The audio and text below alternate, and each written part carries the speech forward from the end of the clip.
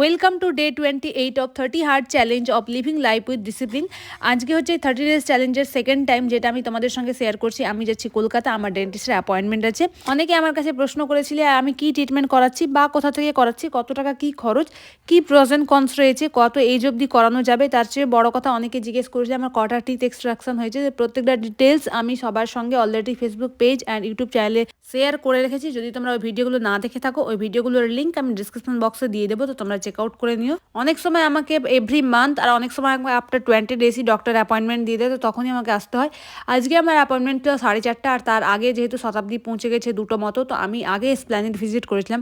কলকাতায় এসে একবার এসপ্ল্যানেড ভিজিট না করলে সত্যি খুব মনে হয় কষ্ট হয়, তো আগে এসপ্ল্যানেড ভিজিট করলাম। আর এসপ্ল্যানেডে সবসময় উৎসবের একটা মৌসুম লেগেই থাকে। এখন যেহেতু ক্রিসমাস, তো ক্রিসমাসে একটা মৌসুম ছেয়েছিল, খুব ভালো লাগছিল। আমিও কিছু শপিং করলাম, তারপরে আমি চলে গেছিলাম আমার ডেন্টিস্টের কাছে। আজকে আমার ছিল 2টো সার্জারি, একটা চীনের সার্জারিও ছিল আজকে।